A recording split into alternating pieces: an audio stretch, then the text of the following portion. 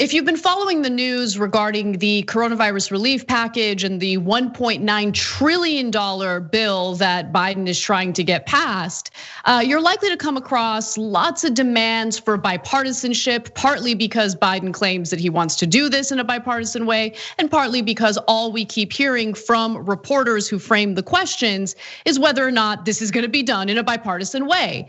So why don't we check in on the state of our unity? With unity, we can do great things, important things. If you're going to unite, you must remember. Republicans are talking about unity. Let's have trial by combat.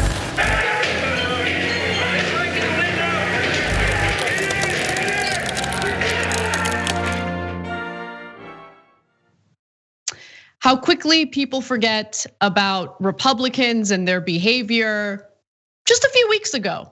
Do we really want to unify with them? Looks like Biden is still open to it because he met with 10 Republican senators just yesterday for a 2-hour meeting. And during that meeting, which was organized by Senator Collins, it was clear that Republicans have no interest in passing a $1.9 trillion relief package. In fact, they countered with something that we gave you details about recently, a measly $618 billion coronavirus relief package that would cut a lot of the economic relief that Americans need right now, including the direct checks to Americans, which they would cut down from $1,400 to $1,000. They would also lower the amount of money that people would get through unemployment from $400 per week through September to only $300 per week through June. And then most importantly, they would cap the amount of money that someone can make in order to lower the amount of people who would qualify for the economic relief. So at $50,000 per person, the Republican version of this bill would disqualify someone if they make more than $50,000 a year. If it's head of household, it's $75,000 per year.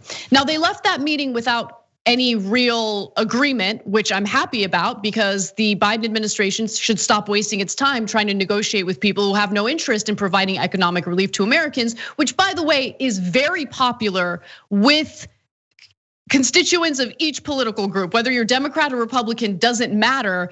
Robust economic relief is polling extremely well because Americans are desperate right now. But the update to this story, Cenk, which we found out about pretty soon before we went live today, is that some senior Democrats are looking at lowering the threshold on stimulus payments so they can start phasing out above $50,000 for single taxpayers, $75,000 for heads of household, and $100,000 for married couples. So Democrats are considering this, which is why they have consistently been disappointing and ridiculous. And there's absolutely no need to negotiate with these people. There's absolutely no need to capitulate to Republicans, to take seriously anything they have to say. Pass a robust bill through reconciliation in the Senate and move on with your lives. We're wasting our time and this is ridiculous, absolutely ridiculous. We'll go to video in just a minute, but Cenk, I want you to jump in. Well, I'm going to go to the usual suspects here. The people who are at fault are Democratic leadership, conservative Democrats, and the media, because those are the people that are obsessed with bipartisanship. Nobody in the country actually wants it. It's bipartisan only in Washington, D.C. It's not bipartisan in the rest of the country. In fact, bipartisanship does exist on this issue. It's on the other side. Republican voters, Democratic voters, and independent voters, they all agree. 3/4 of the country agrees that we should do the higher relief bill, not the lower relief bill that the Republicans are proposing. So Joe Biden, who are you unifying with? You're not unifying with Republican voters who you say you're reaching out to. They want your version of the bill, not their own politician's version of the bill. So you're unifying with low-life Republican politicians who are working for their wealthy donors and working 98% of the time against you. So why would you do that? Why would you do that? Because he is in a groupthink, and that groupthink is driven by their own donors. So we're not negotiating with the Republicans. There's absolutely no need to negotiate with the Republicans. They have no power at all. We can pass almost everything through reconciliation. And if Manchin and Sinema were actual Democrats, we could get rid of the filibuster and pass anything we want, period. We're negotiating with donors. That's who we're negotiating with. Understand that. Is there anyone in mainstream media who can actually think for 1 second and go, oh, right, bipartisanship by itself doesn't really mean anything? What are we agreeing to? You're gonna applaud both parties agreeing to screw over the average American voter who does not want that bill, who does not want it to be bipartisan, who does not want it to be lower. They're saying make it higher. And all of the national media cheers, yes, yes, we did it again. All of us powerful elites agreed to screw you guys all over again, and we will celebrate with a bipartisanship party. Not interested. No one can defeat from the jaws of victory better than Democrats. Yeah, no, you're absolutely right. And what we're getting is mixed signals, mixed messaging from the Democrats, right? So on one hand, following the meeting that Biden had with the 10 Republican lawmakers, his White House press secretary, Jen Psaki, came out and said that they just wholeheartedly reject the proposal that Republicans are putting forth, $618 billion, which cuts benefits to Americans. She released a statement saying that the president also reiterated his view that Congress must respond boldly and urgently, and noted many areas which the Republican senator's proposal does not address. He reiterated that while he's hopeful that the rescue plan can pass with bipartisan support, a reconciliation package is a path to achieve that end. The president also made clear that the American Rescue Plan was carefully designed to meet the stakes of this moment, and any changes in it cannot leave the nation short of its pressing needs. And let me be clear about something. Biden's plan is obviously better than what Republicans are offering.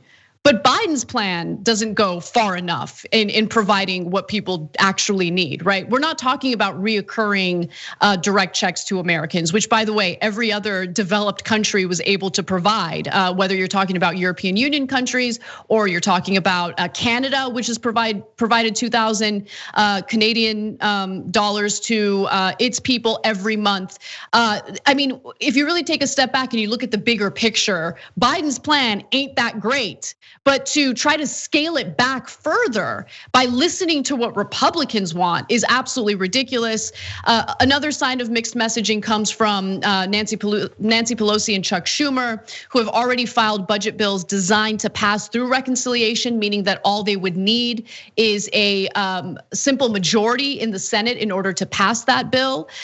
So the question here is, what exactly is Biden negotiating with Republicans? Is he really planning on moving forward with this plan of passing a watered down bipartisan bill through a bipartisan effort, right?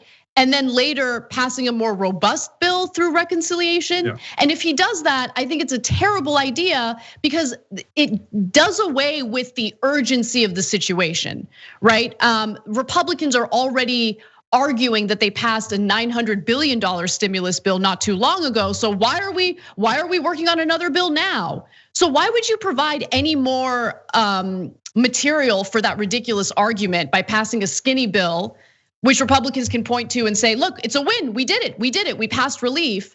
And then what, you think that like Manchin is gonna wanna work with you once you've passed a skinny version of the bill, and then you wanna pass a more robust version of the bill through reconciliation? Just get it done through reconciliation right now. Don't waste your time. What are we doing? So look, this is when we were about to, right before the show, as Anna said, that's when the news broke that they were gonna cave for no reason. We were gonna give them credit for what Jen Psaki said, like that they were gonna hold the line. And yesterday we gave Kamala Harris credit for going to West Virginia and Arizona and pressuring Manchin and Sinema. That's a strong move, like that a lot. Gave Pelosi and Schumer credit for saying where they're gonna pass it through reconciliation. So they had it. They had an issue that 3/4 of the country agrees with them on, that they could get real unity with Republican voters on, and there was no reason at all to give an inch. But they just can't help themselves. So again, another brilliant point by one of our viewers and members, tyt.com/join to become a member and literally participate in the show, be part of, in a sense, one of our hosts. So Gabby Marita wrote in, when Republicans have power, has the media ever admonished them for a lack of bipartisanship with Democratic lawmakers? That's, of course, 100% right. We just had 4 years of Trump. I mean, did anyone say, hey, Mitch McConnell, why aren't you being more bipartisan? Never, never, never. It was as soon as Republicans are elected, no one ever talks about bipartisanship because corporate media and corporate politicians don't actually want bipartisanship. They just want the Republican conservative plan to pass. So if Republicans are in charge, we never discuss it. We never discuss deficits. We never discuss any of that. Just pass the tax cuts for the rich. Tax cuts for the rich. Just give it to us. Give it to us. Democrats went, hey, I need bipartisanship. Now, whatever you do, don't take away the tax cuts for the rich. Don't give anything to the average American. And deficits. You're telling me everyone in the media is an idiot and they can't see that happen every single time? And apparently, in a best case scenario, the answer is yes. They were all born yesterday.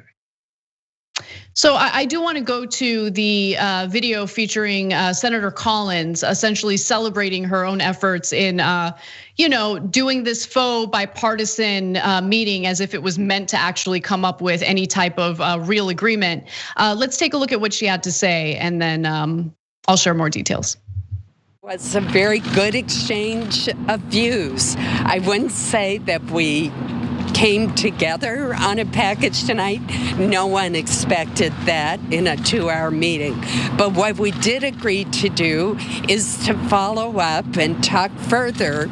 I think it was an excellent meeting, and we're very appreciative that as his first official meeting in the Oval Office, the president chose to spend so much time with us in a frank and very useful discussion. Finally, let me just say that we have demonstrated in the last year that we can come together on a bipartisan package dealing with the COVID crisis. Except you didn't come together for a bipartisan package. You didn't. But thank you to the Biden White House for providing an opportunity for Republicans to come out and make themselves out to be the reasonable ones here. Who are just working real hard to get the American people a relief package. Because this is what you just saw is exactly what Republican lawmakers want. They want to give the appearance of fighting for their constituents. They want to give the appearance of wanting to work to pass common sense relief to Americans during the coronavirus. But the fact of the matter is, all they do over and over again is serve as massive obstacles to getting people the relief that they need. Now, there weren't any real negotiations when it came to massive handouts to corporations, right? When we're talking about trillions of dollars in bailouts and aid to corporations, there was very little debate about that. That passed right away. But once they managed to do that through the CARES Act, I mean, there's a reason why you, as an ordinary American, as a worker, as someone who's actually negatively impacted by this pandemic, there's a reason why you've been abandoned by Congress since they passed the CARES Act in the beginning of the pandemic. They got their handouts for their buddies. The rest of it, whether it's funding for vaccine distribution, whether it's money to ensure that people are able to pay their rent, whether it's state and local funding to make sure that people are these municipalities are able to keep public workers working, they will nickel and dime the hell out of that. It makes me so angry that Biden is the one who provided an opportunity for these ridiculous Republican lawmakers to position themselves as like the moderate ones. We're the good ones, we're so reasonable. No, you're not.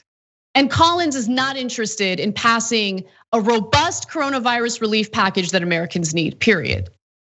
So look, every ad in Georgia very clearly said, if you vote for the Democrats, you're gonna get a $2,000 check. So, and Biden very clearly said that. So why would you go back on that promise? That's just, it's the dumbest politics in the world, except Anna's right. You can compound how dumb that is by helping the Republicans do marketing. hey, why don't you invite them to the White House and legitimize them pretending to care when they're actually offering something that is 1/3 of what you claim you want. And so again, our viewers are exactly on point. So, they did this so-called skinny package. Anna said, what did you guys do? They did a so-called skinny package. They couldn't get bipartisan agreement on a real deal. Captain Cornball writes in, interesting tactic from the GOP, take a skinny package before the election and then turn it into an even more malnourished one. And then Biden wraps it up in a nice bow for them and lets them market it as if they're fighting just as hard and you can't tell who's right and who's wrong and they have agreement. Now, the best comment in my opinion is our member Dragon with a Girl tattoo. That's funny already, that's his handle or her handle. They say, if I was Biden, I'd tell them, if you don't make this deal, I'll hand the whole thing over to Bernie to negotiate. Well, there you go. Okay, if you actually wanted it passed and you wanted to play hardball, they're exactly right. What you would do is say, hey, listen, you can take this deal or we'll pass Bernie's version through reconciliation. Your call. Hey, Susan, all of you guys, come to the White House and I got a surprise for you, okay? And I would have Bernie with me. Can you imagine? That would be strength. Biden and Bernie meet the Republicans together and they go, you can take the Biden plan or Bernie's got a different plan and you can take that one. Which one would you like? Then they come out crying and say, okay, we'll take the Biden plan. There you go, there you go. But that's not what happened. Instead, now they come out, they're bragging, the media is giving them credit, and Biden is saying, yes, I'll needlessly give in to some of their demands. There's no need for it. Thanks for watching the Young Turks, really appreciate it. Another way to show support is through YouTube memberships. You'll get to interact with us more. There's live chat emojis, badges. You've got emojis of me, Anna, John, JR. So those are super fun. But you also get playback of our exclusive member-only shows and specials right after they air. So all of that, all you gotta do is click that join button right underneath the video. Thank you.